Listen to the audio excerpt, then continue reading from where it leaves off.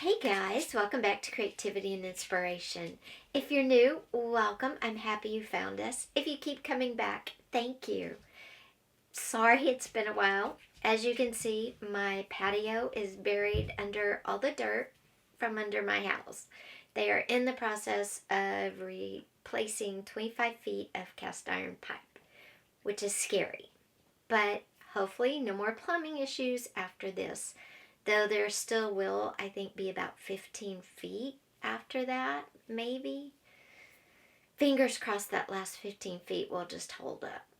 So anyway, yesterday and Monday they were jackhammering the hard dirt because where I live, it's actually not dirt, it's more like clay, hard clay. So they were literally jackhammering the dirt from under my house. So I apologize for no videos on Monday or Tuesday. But we're here today and I have a great video for you. It's just something a little different. I'm going to show you how you can create interesting tags or ephemera using some art techniques. So we're just going to jump into our video. But before we do, if you haven't yet and you keep coming back, go ahead and hit that subscribe button with that little bell and click all for all notifications. It doesn't flood you with emails. It doesn't flood you with notifications. It just simply lights up the little bell at the top of your YouTube page when I have posted a video. That is all it is. And if you subscribe, of course, it will really help my channel out. Also, if you don't know, I have a Patreon, which I'll put the link down below. And you can go check that out. I offer a 7-day free trial. So if you don't like it, you can definitely go forward. I will have a new Patreon video going up this week. So that's something to look forward to as well. Now, let's jump into our video. Henry, you want to come in? Come on, I'm filming. Come on. All right. Okay, guys. How's everyone doing? I do not have much on my desk. So how am I going to give you some new ideas to create really interesting pages or tags ephemera? And it's really all right here. One of the best ways you can create interest is to add depth to a page, to a tag. And you can do this very simply by adding some shadow to it to give it a 3D illusion. Now, how would you do that? I'm going to take this plain journal card, and if you want to make it have a book effect or a 3D effect, all you would do is create a shadow around 3 edges, just like a book has. And you would have go smaller towards one end and kind of come out to where it's a little wider at the end where you're going to do the next shadow. And then you'll bring the shadow down.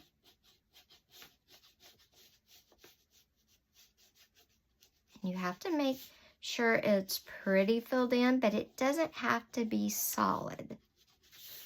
Like that. And then you would, again, do this.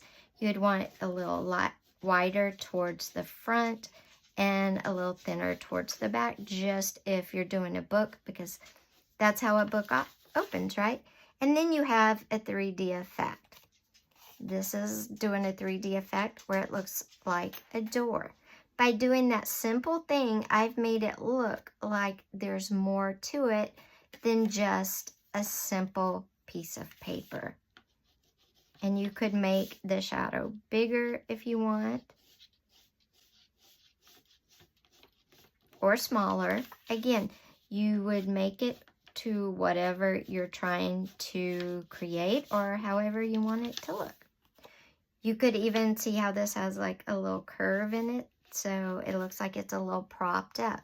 So it's that easy to create depth and interest and give it a 3D illusion. So using shadow is one way. It also really works on letters or other shapes. A heart, a letter T, and you just have to know, and you just have to pick which way you want your light coming from, and then put your shadow on the opposite side. So my light is here, the shadow would be here. Same, my light is here, my shadow is going to be here. And when you do that, you get a great 3D look. And you can just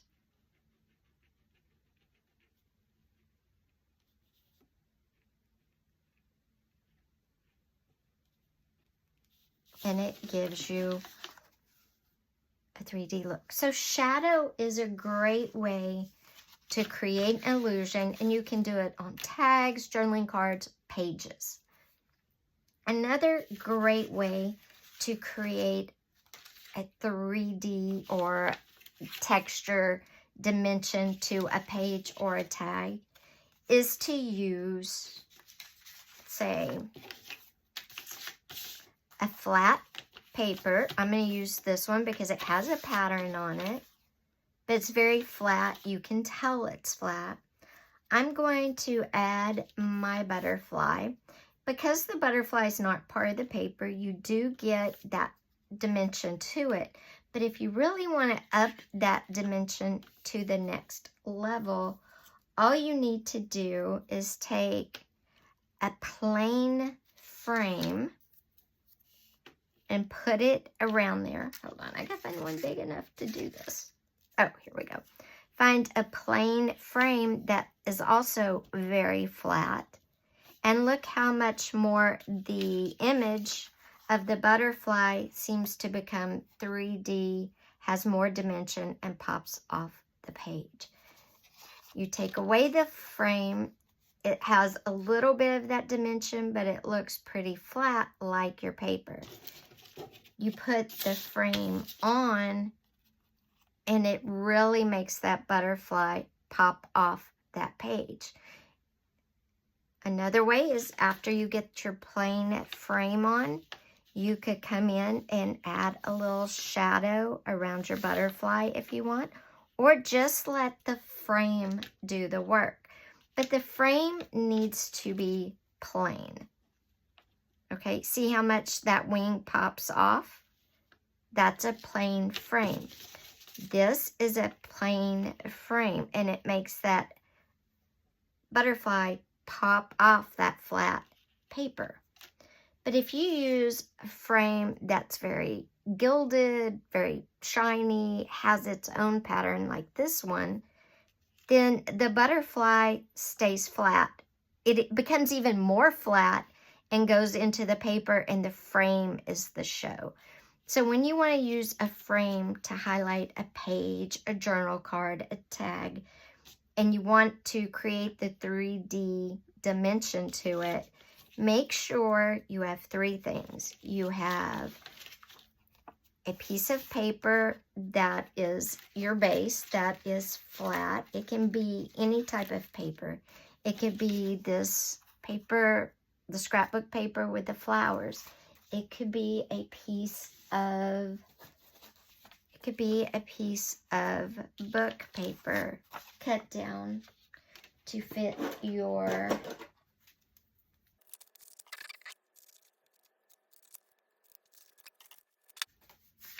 it can be a book page. See, the book page is flat. The butterfly gives it dimension using the die cut, but then you come in with your frame and it really makes that butterfly seem more, it's pulling it out, it's adding dimension, and the paper, the back paper, whether it's the scrapbook paper or the book page, is sinking farther to the back. But again, that's using a plain frame, and the star is whatever you're wanting to bring forward, in this case, the butterfly. Now, if you use the gilded frame or an ornate frame, the butterfly seems to sink into the back page, the words, and the frame is your star. So if you want to add dimension, use a frame, but make sure it's a simple frame because you want the image you're trying to make pop to add dimension, add its dimension. Okay, so we've got frame and shadow. What is one more way you could add interest to something like a tag or a journaling card? You could do a 3D pattern on it to create interest. I'll just use a piece of this. Oh, now what else can you do to make something have dimension? Besides a frame, say you want to use a die cut. It could be the butterfly or whatever. You could also use people, you know, whatever you want to use. The background itself can make it pop. If you use certain backgrounds, some things will pop, some things will not. And I'm going to get my butterfly back for this. Another way to add dimension and pull something out and make it pop, make it be the star, whether it's on a journaling card, a tag, a journal page, even a cover if you want to, is to take whatever you want to pop. In this case, I'm going to use my butterfly again. And my butterfly is yellow. So the best way I can make it seem like it's really popping off the page is to use colors that are either across from it on the color wheel or next to it. What is next to yellow on the color wheel? That is blue. See how the blue is making that butterfly pop more, and it seems to be coming off the page. All we're doing is adding dimension by using color theory.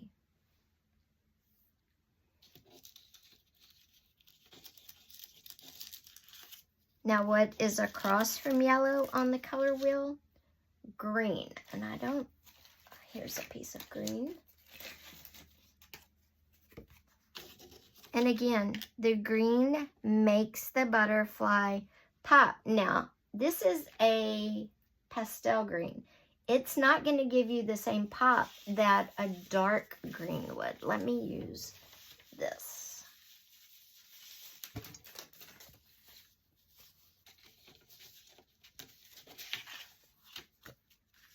Now see how, oh, that's too powdered. Let me see if I can find a green. Okay. We're going to just use this die cut of a palm tree. See how, again, the color makes the butterfly have more dimension and seems like it's popped off the tree. So using color theory to create dimension is a great way. And you could paint your journal page and then add your butterfly or whatever you want to pop off. Now, what if you are using a gray? How are you going to make our little guy here pop off? A lighter color than the gray. See, that's dark, he doesn't pop off. But if you use a lighter background, he pops off. So the lighter the background you go with a gray, the more he's going to have dimension, except on white. White bounces all the light back, so there's no sense of depth. So avoid white and avoid black, but go with lighter colors. He would pop on a yellow. I don't have a yellow, but he would pop on a yellow. He pops on the purple. The lighter you go, the better he's gonna pop. He pops on the tan. There is a lot of depth on the tan and a lot of dimension. So if you have a gray figure, go a lighter color, but stay away from white. And if you have somebody dressed mostly in white, again, stay away from white because it bounces too much light up and you won't get dimension and depth. And stay away from black because it sucks all the light in and you get no dimension. But if you have white, again, you go back to your darker colors. See how she seems to pop off that blue. And the last fun way you could add some interest, depth, and dimension, and you could do this on a page, belly band, anything that goes in a journal. The last way you can add a little depth and dimension is fun. It's just a simple way to do it. As you can create a 3D illusion, and it's pretty simple. You draw a plus sign, then you draw a square in each section of the plus sign.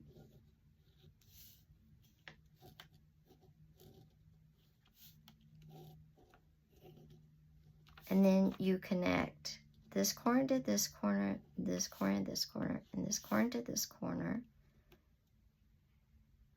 That there, that there.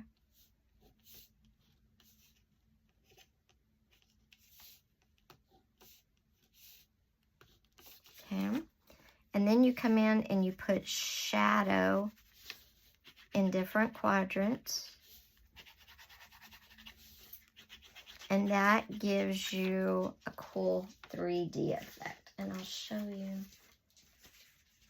It's better if you try. And then this one I just put, and then this one, see, it gives a 3D effect. You can put, okay, let's try again.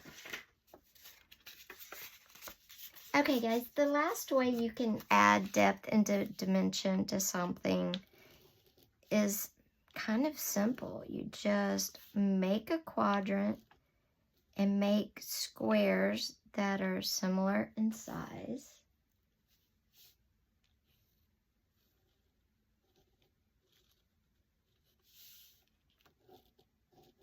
And they're kind of out and up to the, and then you draw your lines.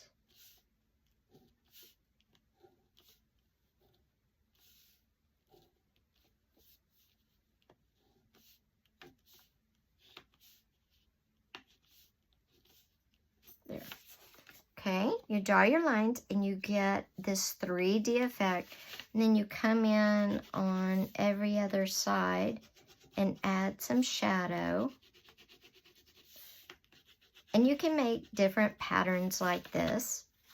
And then you could put some shadow around the whole thing if you wanted to. You could paint a page, that sort of thing.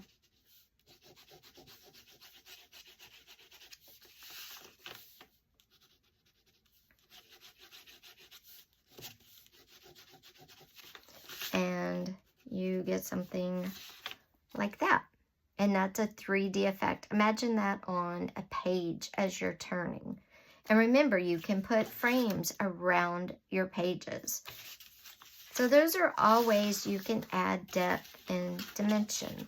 So guys, today we've covered a bunch of different art techniques that you can use to add interest and dimension to your journals and ephemera. We talked about using color theory to make objects have dimension and pop. We also talked about using frames, which can be done on your page, ephemera, whatever you have handy. We talked about using 3D elements to create a cool look, about using layering paints, taking one shade and using it for light, dark, and medium. We talked about what not to use in a frame, and how to handle die cuts or something that you want to make pop that are in a light like white color or a dark light black. We also talked about how to use shading around objects to create a 3-dimensional look as well. So guys, I hope you enjoyed this video and all the techniques that were presented to you today. It was a lot of fun. I'm sorry it was delayed, but like I said, they have to dig up my house so I can have nice new plumbing. Woohoo! Alright guys, take care, and I will see you again on Friday.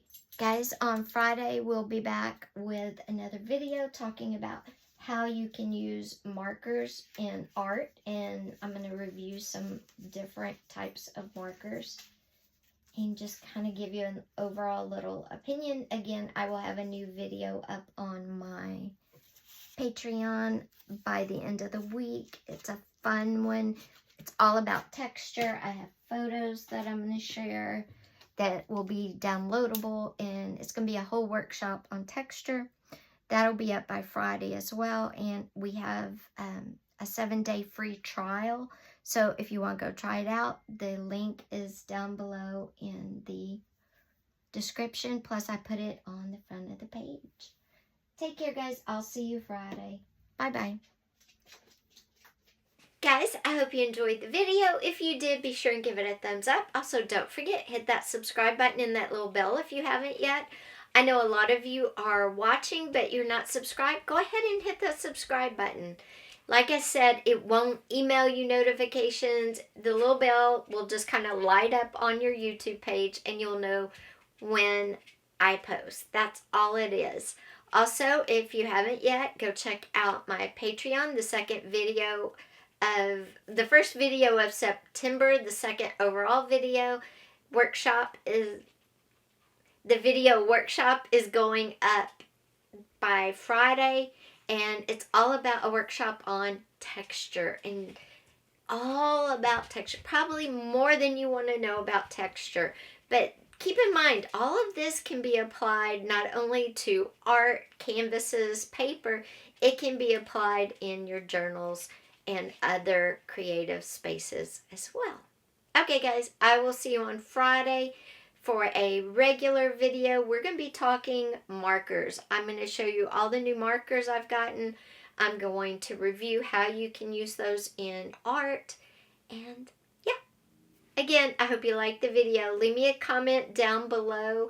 If you made it all the way through the video, let's leave a word: popcorn.